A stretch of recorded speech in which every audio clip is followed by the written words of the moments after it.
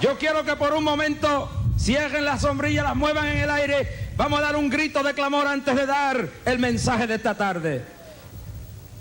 Cuando señale, van levantando las banderas y las manos en alto y van dando un gloria a Dios y no lo apaguen. Síganlo hasta que prenda completo en esta tarde. ¡A su nombre!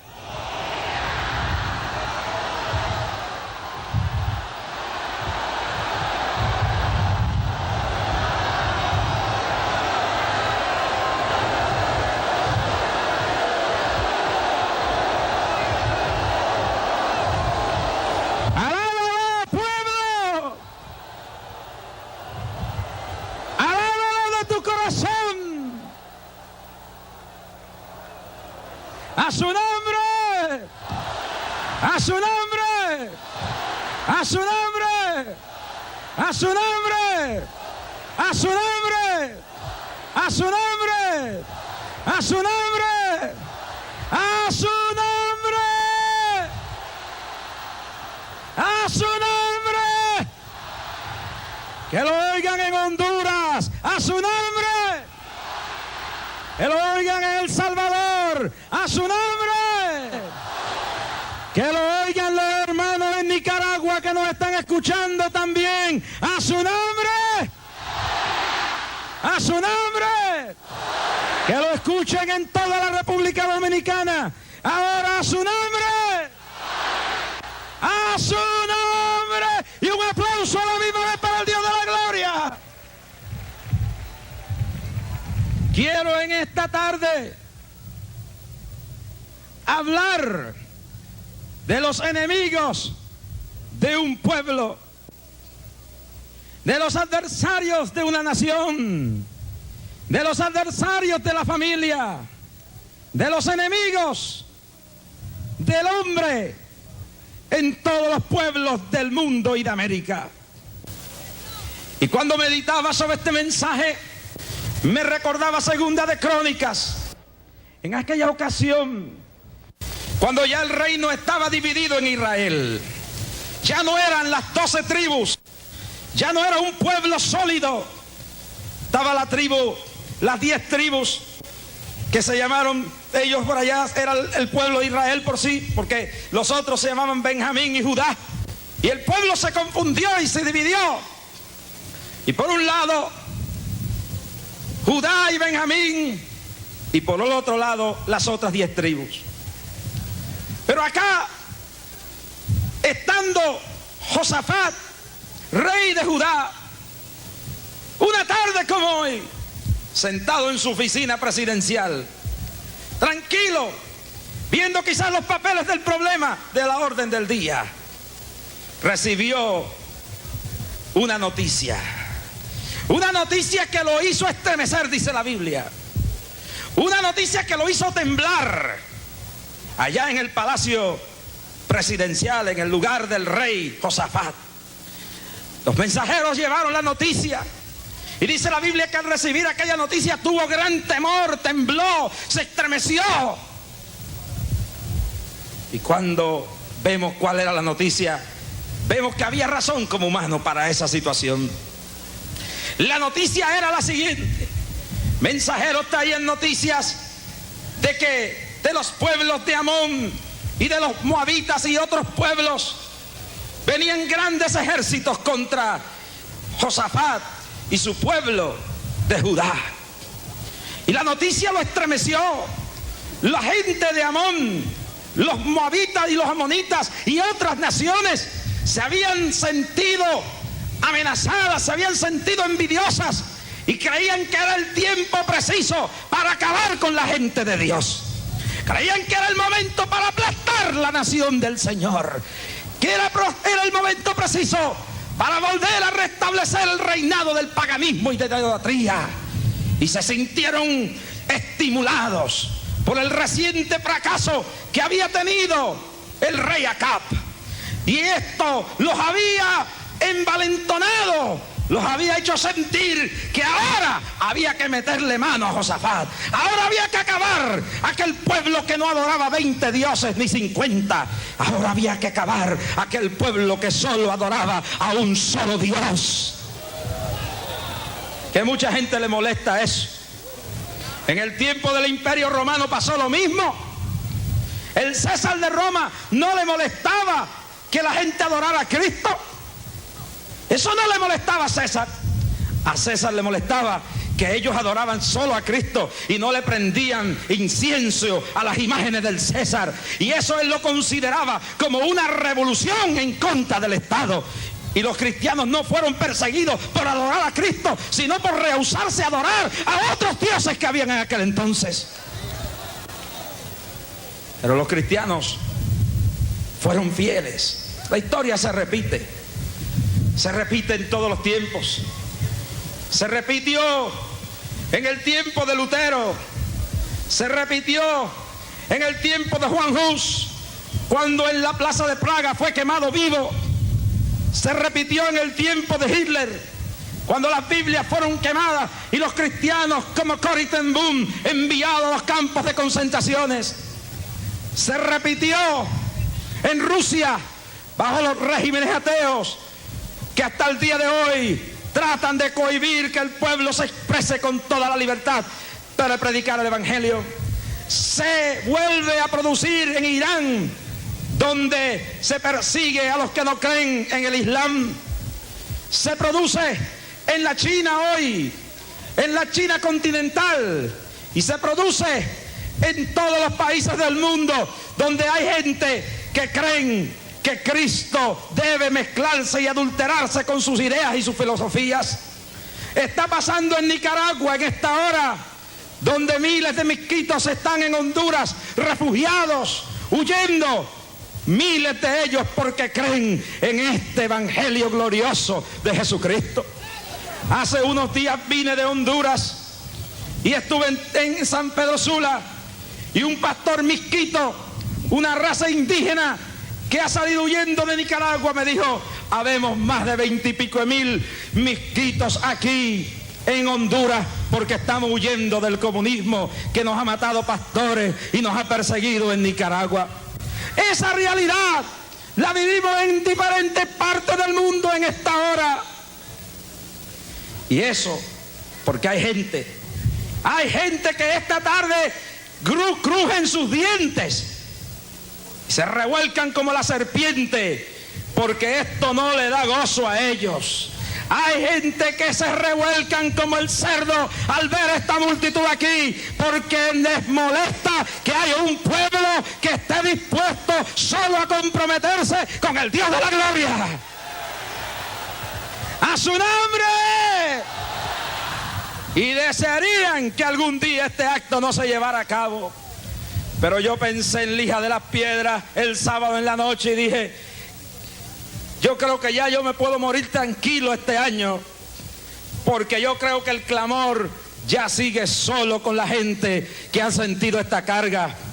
Y le pedí ahorita al pueblo que se quite esa cuestión de decir clamor con Jorge Rasky.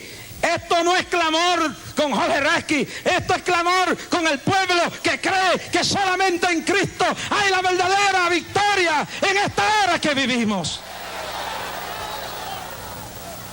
Y Josafat tembló cuando le dieron la noticia: tus enemigos vienen. Aquello era un ejército armado hasta los dientes. Aquello era un ejército que venía a destruir, a acabar. Y yo pregunto en esta tarde: ¿cuáles son los ejércitos que marchan hoy contra la humanidad? ¿Cuáles son los enemigos de las naciones y de los pueblos, de las familias y de los individuos en esta hora? ¿Cuáles son los moabitas que vienen a destruir y aplastar? ¿Cuáles son los amonitas que marchan? ¿Cuáles son los filisteos y cananeos que hoy quisieran destruir, hurtar y matar, como dijo Cristo acerca de la obra de las tinieblas? Algunos piensan en diversas opiniones. La humanidad tiene muchos enemigos. Uno de ellos es el hambre, y no lo podemos negar. Cuando fuimos a las montañas del Salvador con Amaya, con Jeremías, con Luis Panameño y con toda esa gente que se arriesgó en las montañas del Salvador con nosotros, no podemos negar los rostros de niños que vimos desnutridos y necesitados por lo que sucede con la guerra. El hambre es un enemigo atroz y terrible. No podemos negar esa realidad, que también miremos a nuestro alrededor y vemos que la enfermedad es otro enemigo de la humanidad. Son enemigos reales. Cuando vemos a alguien en un sillón de ruedas, cuando vemos esta multitud de sordomudos frente a nosotros, sabemos que en la enfermedad tenemos un enemigo. Cuando vemos los efectos de la naturaleza, de los huracanes y los temblores, sabemos que allí hay enemigo también. Pero yo estaba pensando cuál es el peor enemigo de toda la humanidad y de todos los pueblos y las naciones. Porque el hambre y la enfermedad y todas estas cosas pueden catalogarse enemigos, pero todas ellas tienen su principio en un enemigo que lo vamos a interpretar en esta tarde a la conciencia del pueblo que nos está escuchando aquí en el Caribe y en Centroamérica en esta tarde. Enemigo primordial de la humanidad está descrito en la Biblia, es el pecado. El profeta Isaías dice: mas vuestros pecados y vuestras maldades han hecho separación entre vosotros, y vuestro Dios, para no oír, nos ha roto la comunión con Dios. El pecado, dice el apóstol, es la violación de la ley de Dios.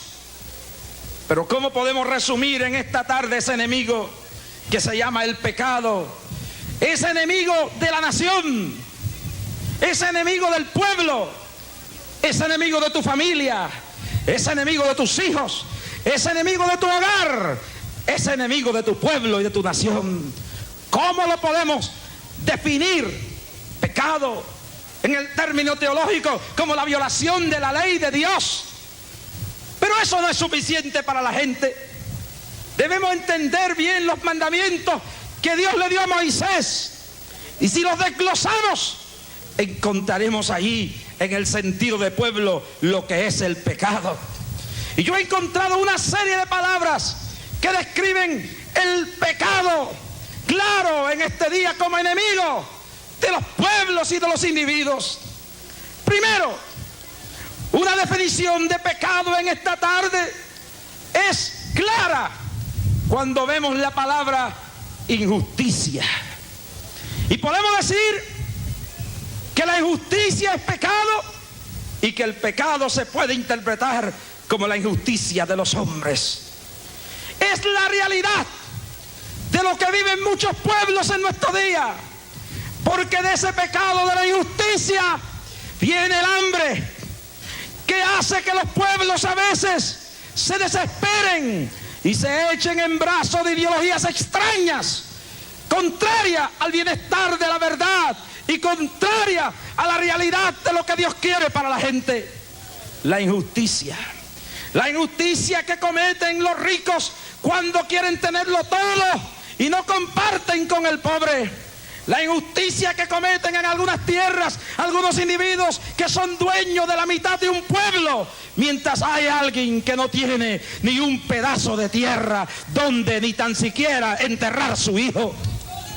La injusticia que cometen algunos individuos en nuestros pueblos, que con su dinero atropellan la gente, matan y salen absueltos, porque su poder económico les da autoridad en muchas ocasiones para hacer lo que bien les viene en gana. Eso es pecado. Es esa injusticia que sienta la gente por categorías económicas, hasta en algunas iglesias, donde ricos y dignatarios especiales tienen sillas especiales en algunos templos, y los pobres tienen solamente la calle donde pararse. Es esa injusticia la que en algunos lugares como África del Sur divide a blancos de negros y hace que un negro sea inferior a un blanco, cuando debajo de la realidad, la sangre que llevamos y el cuerpo que llevamos, a todos por igual nos ha hecho el mismo Dios, y cuando morimos vamos todos a la eternidad. ¿Cuántos alaban al Dios de la gloria esta tarde?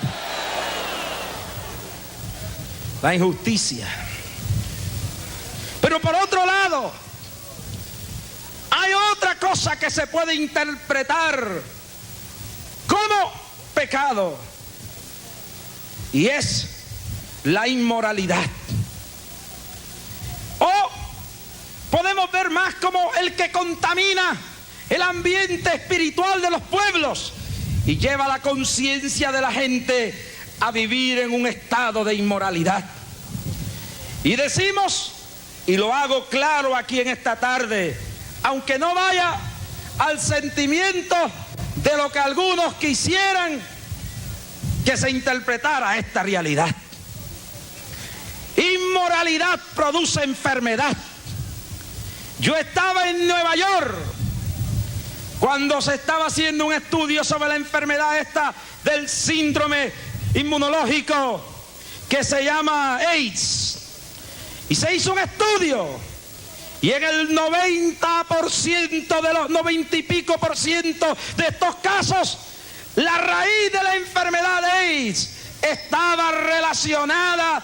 El síndrome de la deficiencia inmunológica estaba relacionado con un patrón de conducta homosexual.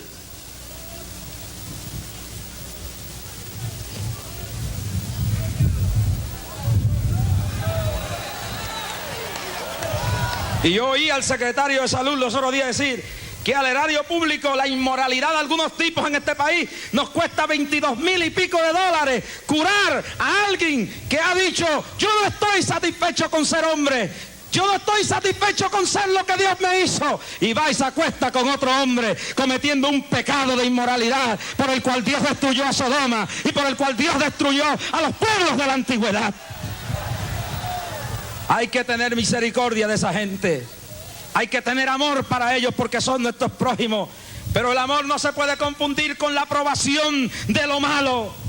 Mientras amamos a estas personas, hay que decirle a este pueblo, no lo que algunos individuos en Francia, en Inglaterra, en Dinamarca, en Holanda y en Estados Unidos y en Hollywood nos quieren atragantar por la televisión, aún por la televisión pública, pagada con fondos públicos, de que es algo normal y aceptable la conducta de un montón de depravados que se han ido fuera de la realidad de la voluntad de Dios en la hora que vivimos.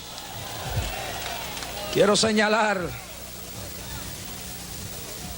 una de los estudios de un prominente historiador que miró todas las civilizaciones y dice que cuando una civilización va a caer, siempre anda en una decadencia de inmoralidad sexual. Se vuelven las normas flexibles, la aceptación de cualquier cosa, la aceptación de cualquier inmoralidad como una norma aceptable. Y la conducta de ese pueblo se va relajando, como pasó en el Imperio Romano, y ese imperio cayó. Y no hay imperio sobre la faz de la tierra, aunque tenga 20,000 billones de bombas, que pueda mantenerse vivo si las fibras morales de su pueblo están corrompidas y está aceptando lo incorrecto como correcto. No hay ningún enemigo, no hay ninguna fuerza que pueda destruir tu patria si primero no destruye tu moral. Ahí es que trabaja el enemigo. Desmoralicemos la gente, convirtamos los jóvenes de Puerto Rico y de América en individuos drogadictos, convirtámoslos en marihuaneros, así dicen los demonios, convirtamos nuestra gente en drogadictos. Y no piensen que los únicos drogadictos son los que andan por ahí con la cabeza tumbada. Hay un montón de gente en esta hora que son drogadictos de lo caro, de la cocaína, y están en todas las esferas sociales de nuestro pueblo. Hay una oleada de vicio, hay una oleada de alcoholismo que arropa nuestra patria en esta hora. Y esa inmoralidad es la que lleva a la caída total de un pueblo, de una familia y de un hogar y de una sociedad. Pensamos que el alcoholismo lo vemos como un mal solamente superficial y la drogadicción, pero esa es la polilla que va destruyendo el futuro de cualquier pueblo. Esa devastación de miles de hogares destruidos por la inmoralidad del adulterio es lo que va destruyendo la base de cualquier sociedad. Y yo quiero señalar en esta tarde que si Puerto Rico y nuestros pueblos de América siguen la trayectoria total de ese abismo de la corrupción, nuestros años están contados, porque nuestra fortaleza no viene de los dólares, nuestra fortaleza no viene de los cohetes, nuestra fortaleza viene de Dios y de la moral que un pueblo sostiene en medio de los tiempos que vive. Otro enemigo que marcha contra este pueblo es la violencia.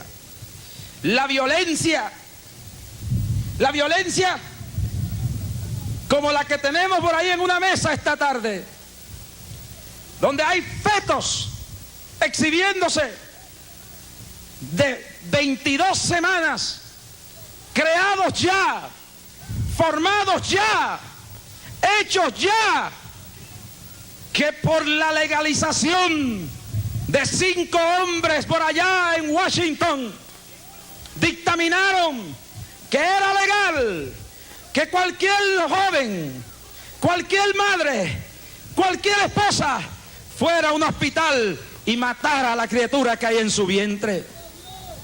¿Cómo podemos nosotros decirle, cómo pueden los tribunales, cómo puede la ley decirle en esta hora a los criminales que no matan, cuando los señores del Tribunal Supremo hace unos años atrás le dieron la autoridad a la gente para hacer el genocidio más grande en la historia de América?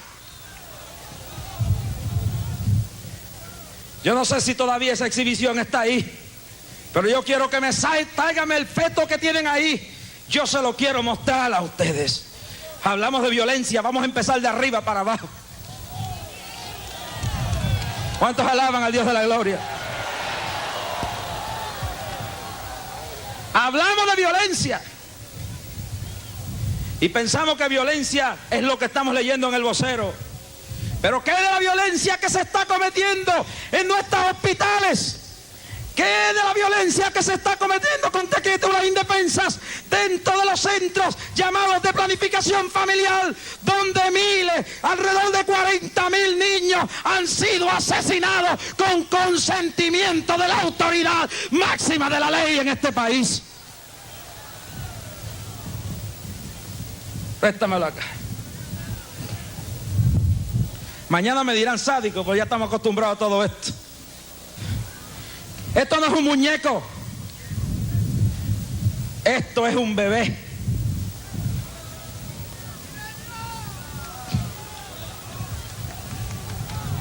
¿Quién mató a este niño?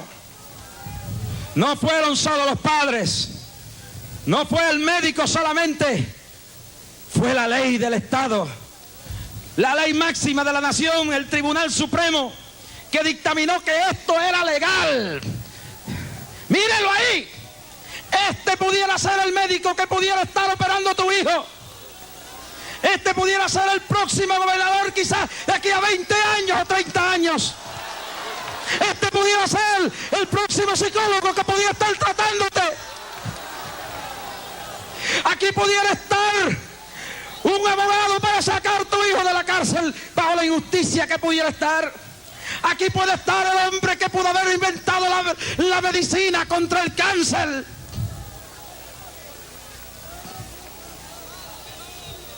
Esto no es un muñeco, es un feto con cerebro, con pestañas, con ojos, con pies, con manos, con todo. Que unos señores allá en Washington un día envenenados por el diablo dijeron es legal matarlo y después sentencian a otros por otros crímenes. El crimen y la violencia está institucionalizada por la ley misma en algunos países del mundo en esta hora.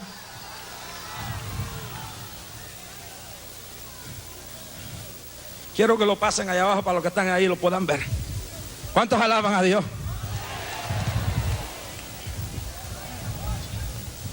Yo creo que es tiempo ya de desafiar al diablo, aunque esté sentado en el Tribunal Supremo de una nación. Yo creo que en esta tarde la voz nuestra se debe oír. Quizás allá no se oirá, pero que nuestros representantes aquí aunque la ley la echen al piso, aunque la invaliden, aunque digan que no es constitucional, yo propongo que se apruebe una ley en Puerto Rico, de aquí, por Cámara y Senado, y se la lleven a quien sea el gobernador que la firme, que en Puerto Rico se prohíba el aborto.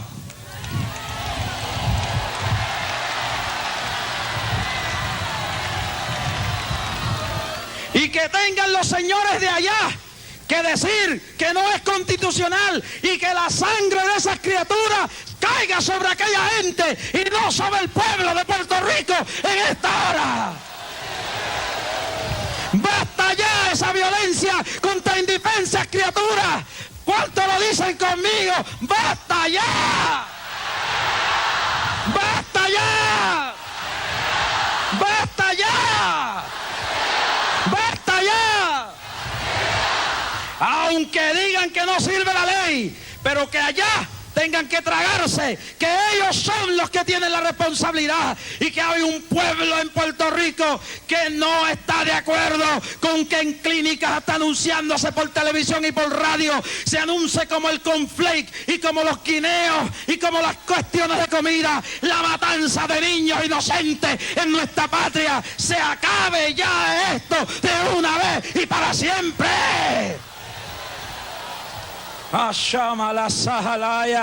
Alabado sea el nombre del Señor. Alabado sea el nombre del Señor. Alabado sea el nombre del Señor. ¿Cuántos alaban a Dios esta tarde, hermano? A su nombre. A su nombre. A su nombre.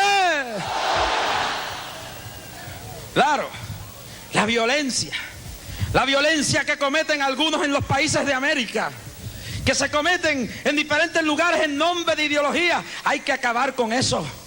Los pueblos quieren paz en El Salvador, quieren paz en Honduras, quieren paz en Puerto Rico.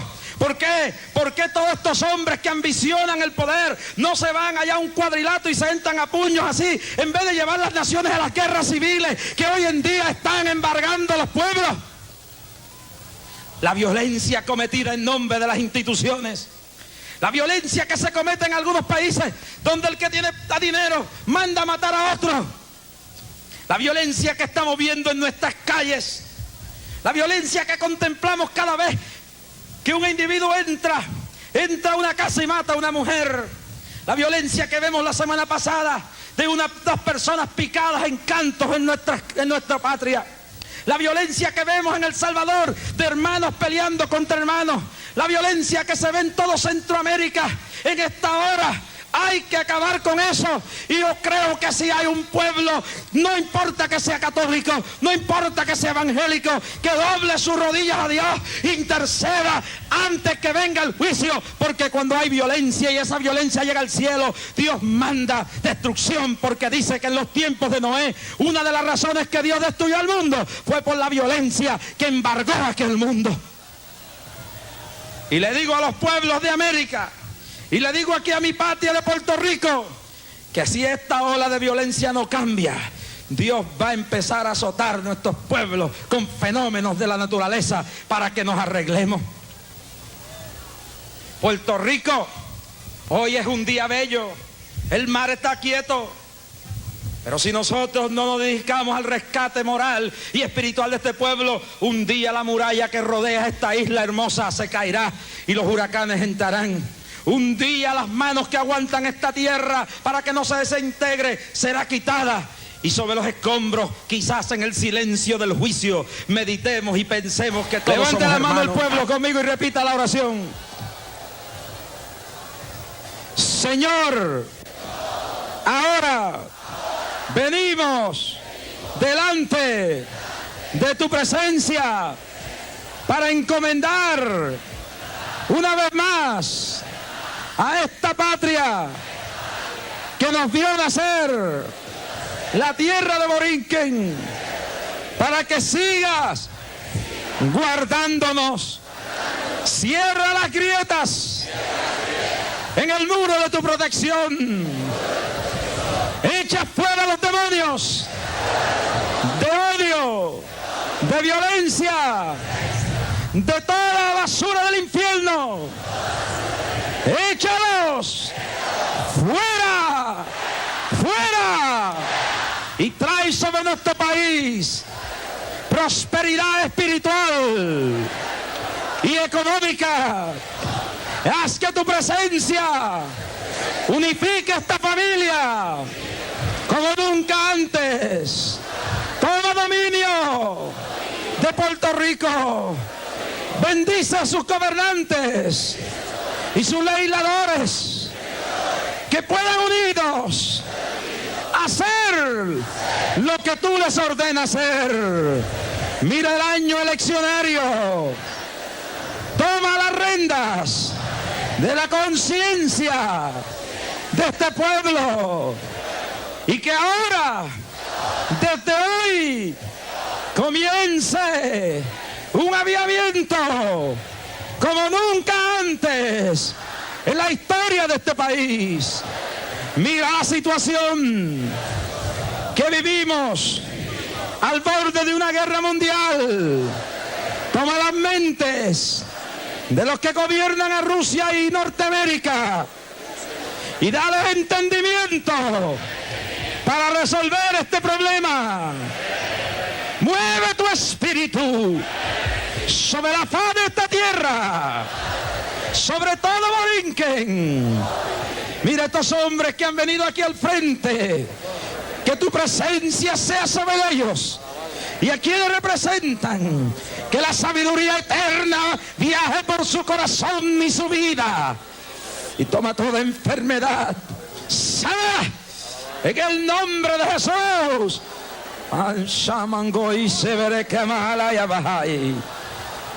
Señor, te ponemos a don Miguel Hernández Agosto y a quienes él representa en este día, y a aquellos que no han venido hoy, que vienen todos los años, como don Rafael Hernández Colón, y el gobernador de este país, que no está aquí en el día de hoy.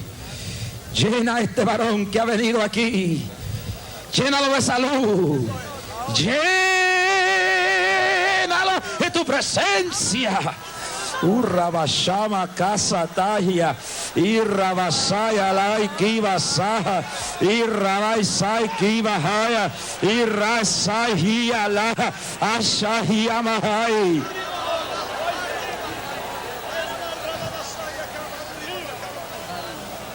Y que las sombras del mal sean alejadas, y que toda obra de las tinieblas y de peligro sea destruida en el nombre de Jesucristo.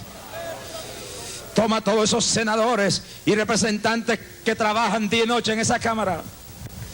Ese lugar es sagrado. Señor, apodérate de ese lugar. Y los que ahí están trabajando por voluntad tuya, bendícelos. Y todo aquello que deshonra tu nombre, ya sea ahí como en cualquier parte de este país, desde la fortaleza hasta las agencias públicas, todo hasta el Senado y la Cámara, todo lo que honra tu nombre, prospéralo y bendícelo. Pero todo lo que torne sus espaldas a ti, Señor, haz lo que tú quieras hacer y trae a este país un avivamiento no político, sino un avivamiento espiritual. Que en la fortaleza se ore, que en la fortaleza haya humillación, que en la fortaleza haya arrepentimiento, que en el Senado y en la Cámara haya humillación, que haya arrepentimiento, que en las agencias públicas haya humillación, y que tu Espíritu Santo se mueva como nunca antes en la historia de este país.